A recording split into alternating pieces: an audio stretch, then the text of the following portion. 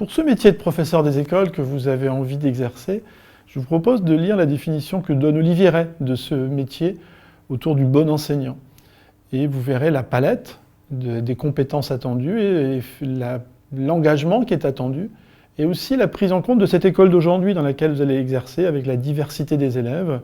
que vous rencontrerez dans vos classes à l'avenir. Notre métier, il prend appui sur un référentiel de compétences que je vous invite à consulter et qui va vous permettre de voir les différents attendus de ce métier et la grande diversité aussi de ce que représente enseigner aujourd'hui dans notre école et dans les écoles de France.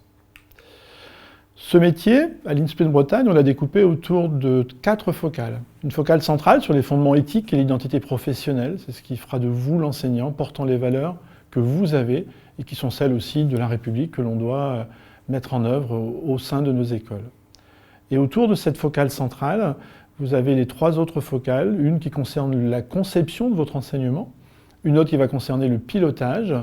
et enfin une qui concernera votre implication dans le cadre de la communauté éducative. Pour exercer ce métier, vous le savez, il y a un concours de recrutement du professeur des écoles qui va se décliner en 2 parties, une partie admissibilité, une partie admission, et chacune de ces parties aura 2 épreuves. Les épreuves écrites d'admissibilité, on en a une en français, une en maths. Dans chacune d'entre elles, vous avez des questions de type notionnel et des questions de type analyse de documents ou de production d'élèves qui vous mettent déjà en perspective de ce métier futur. Je vous invite d'ailleurs à aller les consulter, les sujets des années passées sur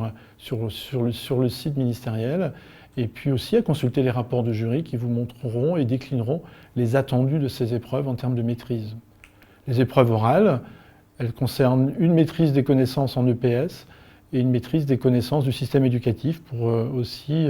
vous entretenir avec un jury à ce sujet. Et enfin, le deuxième type d'épreuve orale, c'est un